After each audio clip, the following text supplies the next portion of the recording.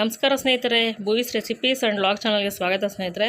ಈ ದಿನ ನಾನು ಬೆಳ್ಳುಳ್ಳಿ ಕಬಾಬ್ ಮಾಡ್ತಾಯಿದ್ದೀನಿ. ತುಂಬ ಚೆನ್ನಾಗಿತ್ತು, ತುಂಬ ಟೇಸ್ಟ್ ಆಗಿತ್ತು ನಿಜವಾಗ್ಲೂ. ಇದೇ ಫಸ್ಟ್ ಟೈಮ್ ನಾನು ಮಾಡಿದ್ದು. ಎಷ್ಟು ಚೆನ್ನಾಗಿ ಬಂದಿತ್ತು ಗೊತ್ತಾ ನಿಜವಾಗ್ಲೂ. ನೀವು ಒಂದು ಸತಿ ಟ್ರೈ ಮಾಡಿ ನೋಡಿ. ಬನ್ನಿ, ಅದಕ್ಕೆ ಏನೇನು ಪದಾರ್ಥಗಳು ಯೂಸ್ ಮಾಡಿದೆ ಅಂತ ನಿಮ್ಗೆ ಹೇಳ್ತೀನಿ ನಾನು. ಮೊದಲಿಗೆ ನಾನು ಇಲ್ಲಿ ಬ್ಲೆಂಡರ್ ಜಾರ್ ತೊಗೊಂಡಿದ್ದೀನಿ. ಒಂದು ಬ್ಲೆಂಡರ್ ಜಾರ್ ತೊಗೊಂಡೋದಕ್ಕೆ ನೋಡಿ ಚಕ್ಕೆ ತೊಗೊಂಡಿದ್ದೀನಿ, ಲವಂಗ, ಮೆಣಸು, ಜೀರಿಗೆ, 1 ಟೇಬಲ್ ಸ್ಪೂನ್ ಜೀರಿಗೆ, 1 ಟೇಬಲ್ ಸ್ಪೂನು ಮೆಣಸು, 2 ಇಂಚ್ ಚಕ್ಕೆ, 5ರಿಂದ 6 ಲವಂಗ ತೊಗೊಂಡಿದ್ದೀನಿ. ಪ್ರತಿಯೊಂದು ನಿಮ್ಗೆ ಹೇಳ್ತಾ ಇದ್ದೀನಿ ನೋಡಿ, ಇಷ್ಟು ತೊಗೊಂಡಿದ್ದೀನಿ. ನಾನು ಹೇಳಿದ್ನಲ್ಲ ನಿಮಗೆ ಫಸ್ಟ್ ಟೈಮ್ ಮಾಡಿದ್ದು, ನಿಜವಾಗ್ಲೂ ತುಂಬ ಚೆನ್ನಾಗಿ ಬಂದಿತ್ತು. ನಮ್ಮ ಮಕ್ಕಳೆಲ್ಲ ತುಂಬಾ ಇಷ್ಟಪಟ್ಟು ತಿಂದರು, ಅಷ್ಟೇ ಚೆನ್ನಾಗಿ ಬಂದಿತ್ತು ಸ್ನೇಹಿತರೆ. ಇದು ಬೆಳ್ಳುಳ್ಳಿ ಕಬಾಬ್ ಅಂತ ಹೇಳ್ಬಿಟ್ಟು. ಮಾಮೂಲಿ ಕಬಾಬೆಲ್ಲ ಮಾಡ್ತಾಯಿದ್ವಿ, ಈ ಸತಿ ಈ ಥರ ಮಾಡಿದ್ದೆ. ನಂತರ ಇಲ್ಲಿ ನೋಡಿ, ಇಲ್ಲಿ 5ರಿಂದ 6 ಹಸಿಮೆಣಸಿನ್ಕಾಯಿ ತೊಗೊಂಡಿದ್ದೀನಿ. 2 ಗೆಡ್ಡೆ ಬೆಳ್ಳುಳ್ಳಿ ಸಿಪ್ಪೆ ಸುಲಿದು ಇಟ್ಕೊಂಡಿದ್ದೀನಿ, ಇದನ್ನು ಹಾಕ್ಕೊತಾ ಇದ್ದೀನಿ. ನಂತರ ಇದಕ್ಕೆ 5 ಇಂಚು ಶುಂಠಿನ ಸಣ್ಣ ಕಟ್ ಮಾಡ್ಕೊಂಡಿದ್ದೀನಿ ನೋಡಿ, ಶುಂಠಿ ಹಾಕ್ಕೊತಾ ಇದ್ದೀನಿ. ಪ್ಲೀಸ್ ವಿಡಿಯೋ ನೋಡಿ ಸ್ನೇಹಿತರೆ, ಸಪೋರ್ಟ್ ಮಾಡಿ, ಸಬ್ಸ್ಕ್ರೈಬ್ ಆಗಿ ಅಂತ ಕೇಳ್ಕೊತೀನಿ. ನಂತರ ಒಂದು ಸ್ವಲ್ಪ ಕರ್ಬೇವಿನ ಸೊಪ್ಪು ಹಾಕೋಬೇಕು ಇದಕ್ಕೆ. ನಂತರ 1 ಹಿಡಿ ಪುದೀನ, 1 ಹಿಡಿ ಕೊತ್ತಂಬರಿ.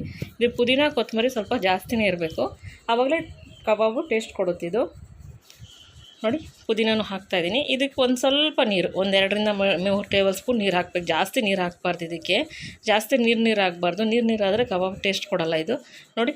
ಅಷ್ಟೇ 1ರಿಂದ 2 ಟೇಬಲ್ ಸ್ಪೂನ್ ನೀರು ಅಷ್ಟೇ ನಾನು ಹಾಕಿರೋದು. ನಂತರ ಇದನ್ನು ನುಣ್ಣಗೆ ಪೇಸ್ಟ್ ಮಾಡ್ಕೊಂಡು ಬರೋಣ.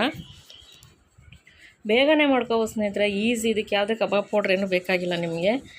ನೋಡಿ ಎಷ್ಟು ಚೆನ್ನಾಗಿ ಪೇಸ್ಟ್ ಆಗಿದೆ. ನುಣ್ಣಗೆ ಪೇಸ್ಟ್ ಮಾಡಬೇಕು.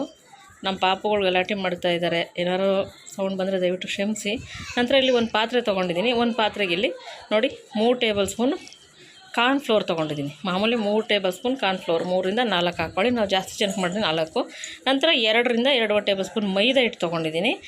ಕಾರ್ನ್ಫ್ಲೋರು, ಮೈದಾ ಹಿಟ್ಟು. ನಂತರ 2 ಟೇಬಲ್ ಸ್ಪೂನ್ ಕಡಲೆ ಹಿಟ್ಟು, ಬೋಂಡ ಬಜ್ಜಿ ಮಾಡ್ತೀವಲ್ಲ ಆ ಕಡಲೆ ಹಿಟ್ಟು ಇದು. 2 ಟೇಬಲ್ ಸ್ಪೂನ್ ಕಡಲೆ ಹಿಟ್ಟು ತೊಗೊಂಡಿದ್ದೀನಿ. ನಂತರ ರುಚಿಗೆ ತಕ್ಕಷ್ಟು ಉಪ್ಪು ಹಾಕ್ತಾಯಿದ್ದೀನಿ ನಾನು. ನೋಡಿ ನಾನು ಏನೇನು ಪದಾರ್ಥ ಹಾಕಿದೆ ಅಂತ ನಿಮ್ಗೆ ಪ್ರತಿಯೊಂದು ಹೇಳ್ತಾಯಿದ್ದೀನಿ. ನಂತರ ಒಂದು 1/4 ಟೇಬಲ್ ಸ್ಪೂನ್ ಅರಿಶಿನ ಪುಡಿ ತೊಗೊಂಡಿದ್ದೀನಿ. ಪ್ರತಿಯೊಂದು ಹಾಕೋದನ್ನೆಲ್ಲ ನಿಮಗೆ ತೋರಿಸ್ತಾ ಇದ್ದೀನಿ ನಾನು. ನಂತರ ಇಲ್ಲಿ ಒಂದು ಅರ್ಧ ಲೋಟ ಮೊಸರು, ಒಂದು 50 ml ಮೊಸರು ಅಂದ್ಕೊಳ್ಳಿ, 50 ml ಮೊಸರು ಹಾಕ್ಕೊಂಡಿದ್ದೀನಿ. ಇದು ಮೊಸರು ಹಾಕೋದ್ರೇ ಟೇಸ್ಟ್ ಕೊಡು. ನಂತರ ಈ ರುಬ್ಬಿರೋ ಪೇಸ್ಟ್ ಹಾಕ್ತಾಯಿದ್ದೀನಿ ನಾನು ನೋಡಿ, ನೋಡಿದ್ರಲ್ವಾ. ನಂತರ ಇದಕ್ಕೆ ಇನ್ನೊಂದು ಪದಾರ್ಥ ಹಾಕಬೇಕು. ಇನ್ನೊಂದು ಪದಾರ್ಥ ಏನಪ್ಪ ಅಂದರೆ ಒಂದು ಮೊಟ್ಟೆ ಕೂಡ ಒಂದು ಮೊಟ್ಟೆ ಒಡೆದು ಹಾಕತ್ತೀನಿ. ಮೊಟ್ಟೆ ಹಾಕೊಂಡ್ರೆ ತುಂಬ ಟೇಸ್ಟ್ ಕೊಡುತ್ತೆ. ಒಂದು ಮೊಟ್ಟೆ ಒಡೆದು ಹಾಕತ್ತಾ ಇದ್ದೀನಿ ನೋಡಿ. ಇಷ್ಟು ಪದಾರ್ಥ ಇದಕ್ಕೆ ಹಾಕಿದ್ದೀನಿ. ಇವಾಗ ಇದನ್ನು ಚೆನ್ನಾಗಿ ಕೈಯಲ್ಲೇ ಮಿಕ್ಸ್ ಮಾಡೋಣ. ನಾನು ಕೈಯಲ್ಲೇ ಮಿಕ್ಸ್ ಮಾಡಿದ್ದೀನಿ, ಚೆನ್ನಾಗಿರುತ್ತೆ. ಕೈಯಲ್ಲಿ ಮಿಕ್ಸ್ ಮಾಡಿದಷ್ಟು ಟೇಸ್ಟ್ ಕೊಡುತ್ತೆ ನೋಡಿ. ಎಷ್ಟು ನೀಟಾಗಿ ಮಿಕ್ಸ್ ಮಾಡಬೇಕು. ಒಂದು 5 ನಿಮಿಷ ಕ್ಲೀನಾಗಿ ಕೈಯಲ್ಲಿ ಮಿಕ್ಸ್ ಮಾಡಬೇಕು. ಇದೆಲ್ಲ ಈ ಪದಾರ್ಥಗಳು ಒಂದಕ್ಕೊಂದು ಬೆರ್ತ್ಕೋಬೇಕಾದ್ರಿಂದ. ನಂತರ 1 kg ಚಿಕನ್ನ ತೊಳೆದಿಟ್ಕೊಂಡಿದ್ದೀನಿ ನಾನು. ಇದನ್ನು ಇದಕ್ಕೆ ಹಾಕ್ಕೊಳ್ಳೋಣ. 1 kg ಚಿಕನ್ ಇದೆ, ಬಾಯ್ಲರ್ ಕೋಳಿ ಚಿಕನ್ ಇದು. ತೊಳ್ಕೊಂಡಿದ್ದೀನಿ. ತೊಳ್ಕೊಂಡು ಇದಕ್ಕೆ ಹಾಕ್ಕೊಳ್ಳೋಣ. ನಾನು ನಿಮ್ಗೆ ಹೇಳ್ದಂಗೆ 4 tablespoon cornflour, 2 tablespoon ಮೈದಾ ಹಿಟ್ಟು, 2 ಟೇಬಲ್ ಸ್ಪೂನ್ ಕಡಲೆ ಹಿಟ್ಟು ಅಷ್ಟು ಹಾಕ್ಕೊಂಡಿರೋದು ಇದಕ್ಕೆ. ನಂತರ ಇದಕ್ಕೆ ಚೆನ್ನಾಗಿ ಮಿಕ್ಸ್ ಕೊಡೋಣ. ಇದನ್ನು ಮಿಕ್ಸ್ ಮಾಡಿ ಒಂದು ಅರ್ಧ ಗಂಟೆ ನೆನೆಯಕ್ಕೆ ಬಿಡಬೇಕು. ಇದು ಕಸೂರಿ ಮೇಥಿ, 1 ಟೇಬಲ್ ಸ್ಪೂನಷ್ಟು ಕಸೂರಿ ಮೇಥಿ ಹಾಕ್ಕೊತಾ ಇದ್ದೀನಿ. ಕಸೂರಿ ಮೇಥಿ ಹಾಕಿದ್ರೆ ಟೇಸ್ಟ್ ಕೊಡುತ್ತೆ ಅಂತ 1 ಟೇಬಲ್ ಸ್ಪೂನ್ ಕಸೂರಿ ಮೇಥಿ. ನಂತರ ಇನ್ನೊಂದು ಸ್ವಲ್ಪ ಕಾರ್ನ್ಫ್ಲೋರು, ಇದು ಲಾಸ್ಟಲ್ಲಿ ಮೇಲೆ ಸ್ವಲ್ಪ ಹಾಕ್ಕೊಂಡ್ರೆ ಕೋಟಿಂಗ್ ಚೆನ್ನಾಗಿ ಬರುತ್ತೆ ಅಂತ ಇನ್ನೊಂದು ಟೇಬಲ್ ಸ್ಪೂನ್ ಕಾರ್ನ್ಫ್ಲೋರ್ ಹಾಕಿದ್ದೀನಿ. ಕೋಟಿಂಗ್ಗೋಸ್ಕರ ಇದು ಮೇಲೆ ಹಾಕ್ತಾ ಇರೋದು ನೋಡಿ. ಈ ಥರ ಚೆನ್ನಾಗಿ ಮಿಕ್ಸ್ ಮಾಡಿಬಿಟ್ಟು ಅರ್ಧ ಗಂಟೆ ನೆನೆಯಕ್ಕೆ ಬಿಟ್ಬಿಡಬೇಕು ಸ್ನೇಹಿತರೆ. ಅರ್ಧದಿಂದ 1 ಅವರ್ ನಿಂದ್ರೂ ತುಂಬ ಚೆನ್ನಾಗಿ ಕೊಡುತ್ತೆ ಟೇಸ್ಟ್ ಇದು. ನಾನು ಮಿನಿಮಮ್ ಅರ್ಧ ಗಂಟೆ ನೆನೆ ಹಾಕ್ಬಿಟ್ಟಿದ್ದೆ. ಇದು ಊರಲ್ಲಿ ನಮ್ಮ ತಂಗಿಯವ್ರ ಮನೆಯಲ್ಲೇ ಮಾಡ್ತಾ ಇರೋದು. ನನ್ನ ಮಗಳು ಪಾಪ ಮಾಡ್ಕೊಡಮ್ಮ ಅಂತ ಇಷ್ಟಪಟ್ಟಳು, ಅಳಿಯ ಮಗಳು ಮಾಡಿದ್ದೆ. ನನ್ನ ಮಗನೂ ತುಂಬ ಇಷ್ಟಪಡ್ತೀನಿ. ನಂತರ ಇದಕ್ಕೆ 1 ಟೇಬಲ್ ಸ್ಪೂನ್ ಎಣ್ಣೆ, ಲಾಸ್ಟಲ್ಲಿ 1 ಟೇಬಲ್ ಸ್ಪೂನ್ ಎಣ್ಣೆ, ಮಾಮೂಲಿ ಕುಕ್ಕಿಂಗ್ ಆಯಿಲ್ ಬರುತ್ತೆ ನೋಡಿ, ಅದೇ ಕಡಲೆಕಾಯಿ ಎಣ್ಣೆ. 1 ಟೇಬಲ್ ಸ್ಪೂನ್ ಕುಕ್ಕಿಂಗ್ ಆಯಿಲ್ ಹಾಕ್ಕೊಂಡು ಮಿಕ್ಸ್ ಮಾಡ್ತಾಯಿದ್ದೀನಿ. ಫಸ್ಟ್ ಟೈಮ್ ಮಾಡಿದ್ದು ಹೆಂಗೆ ಬರುತ್ತೋ ಅಂತ ನಾನು ಭಯ ಆಗಿತ್ತು. ತುಂಬ ಚೆನ್ನಾಗಿ ಮಾಡ್ತಾನೆ ಮೊಮ್ಮಕ್ಕಳೆಲ್ಲ ಇಷ್ಟಪಟ್ಟು ತಿಂದು ಖಾಲಿ ಮಾಡಿದ್ರು. ಅಷ್ಟೇ ಚೆನ್ನಾಗಿ ಬಂದಿತ್ತಿದ್ದು. ನೀವು ಯಾರನ್ನ ಫ್ರೀ ಆಗಿರೋರಾದರೆ ಒಂದು ಸತಿ ಮಾಡ್ಕೊಳ್ಳಿ. ನಂತರ ಇವಾಗ ಒಂದು ಅರ್ಧ ಗಂಟೆ ಮುಚ್ಚಿಟ್ಬಿಟ್ಟಿದ್ದೀನಿ ನಾನು. ಅರ್ಧ ಗಂಟೆ ಆದಮೇಲೆ ನೋಡಿ ಎಷ್ಟು ಚೆನ್ನಾಗಿ ಕಾಣ್ತಾಯಿದೆ, ನೀವೇ ನೋಡಿದ್ರಲ್ವ. ಇದು ಅರ್ಧ ಗಂಟೆ ಆದಮೇಲೆ ಇದು ನೋಡಿ, ಇದನ್ನು ಇನ್ನೊಂದು ಸತಿ ಕೈಯಲ್ಲಿ ಮಿಕ್ಸ್ ಕೊಡೋಣ. ಯಾಕೆಂದರೆ ಆಲ್ರೆಡಿ ಉಪ್ಪು ಖಾರ ಎಲ್ಲ ಚೆನ್ನಾಗಿ ಹಿಡ್ದಿರುತ್ತೆ ಇದಕ್ಕೆ. ಕೈಯಲ್ಲಿ ಇನ್ನೊಂದು ಸತಿ ಮಿಕ್ಸ್ ಕೊಟ್ಟರೆ ಕ್ಲೀನಾಗಿ ಮಿಕ್ಸ್ ಆಗುತ್ತೆ. ನಾನು ಇಲ್ಲಿ ಎಣ್ಣೆ ಕಾಯಕ್ಕೆ ಇಟ್ಕೊಂಡಿದ್ದೀನಿ, ಒಂದು 150 ಗ್ರಾಮಷ್ಟು ಎಣ್ಣೆ ಕಾಯಕ್ಕೆ ಇಟ್ಕೊಂಡಿದ್ದೀನಿ, ಕುಕ್ಕಿಂಗ್ ಆಯಿಲು. ನಂತರ ಇದಕ್ಕೆ ಒಂದೊಂದೇ ಪೀಸ್ ಹಾಕ್ಕೊತಾ ಇದ್ದೀನಿ. ಮೀಡಿಯಮ್ ಫ್ಲೇಮಲ್ಲೇ ಬೇಯಿಸ್ಬೇಕು ಸ್ನೇಹಿತರೆ, ಹೈ ಫ್ಲೇಮಲ್ಲಿ ಬೇಯಿಸಬಾರ್ದು. ಹೈ ಫ್ಲೇಮಲ್ಲಿ ಬೇಯಿಸೋಕೆ ಹೋದರೆ ಸೀದೋಗುತ್ತೆ ಮತ್ತು ಒಳಗೆಲ್ಲ ಕ್ಲೀನಾಗಿ ಬೇಯಲ್ಲ. ಮೀಡಿಯಮ್ ಫ್ಲೇಮಲ್ಲೇ ಬೇಯಿಸ್ಕೊಳ್ಳಿ. ಎಣ್ಣೆ ಚೆನ್ನಾಗಿ ಕಾಯ್ದಮೇಲೆ ಹಾಕೋಬೇಕು. ಕೈ ಸ್ವಲ್ಪ ದೂರ ಇಟ್ಕೊಂಡು ಹಾಕ್ಕೊಳ್ಳಿ. ನೀವೇನಾದ್ರು ಕೈಯಲ್ಲಿ ಹಾಕೋಕ್ಕೆ ದೂರ ಭಯ ಆಗುತ್ತಪ್ಪ ಅಂದರೆ ಸೌಟಿನ ಸಹಾಯದಿಂದನೂ ಕೂಡ ಹಾಕೋಬೋದು ನೋಡಿ. ಎಣ್ಣೆ ಚೆನ್ನಾಗಿ ಕಾಯ್ದಮೇಲೆ ಹಾಕಬೇಕು. ಮೀಡಿಯಮ್ ಊರಲ್ಲೇ ಮಾಡಬೇಕಿದು.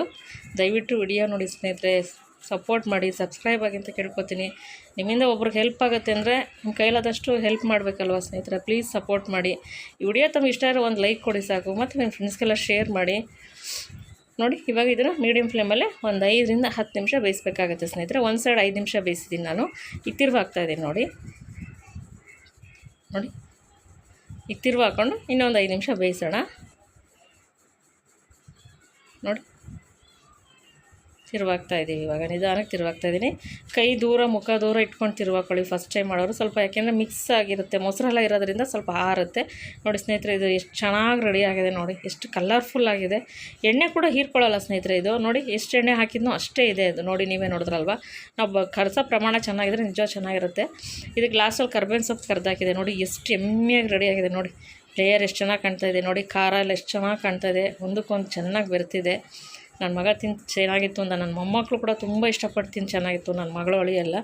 ದಯವಿಟ್ಟು ಈ ವಿಡಿಯೋ ತಮಗೆ ಇಷ್ಟ ಆಗಿರೋ ಲೈಕ್ ಮಾಡಿ, ಶೇರ್ ಮಾಡಿ, ಸಬ್ಸ್ಕ್ರೈಬ್ ಮಾಡ್ಕೊಳ್ಳಿ, ಸಪೋರ್ಟ್ ಮಾಡಿ, ನಿಮ್ಮ ಫ್ರೆಂಡ್ಸ್ಗೆಲ್ಲ ಶೇರ್ ಮಾಡಿ ಪ್ಲೀಸ್ ಪ್ಲೀಸ್ ಪ್ಲೀಸ್.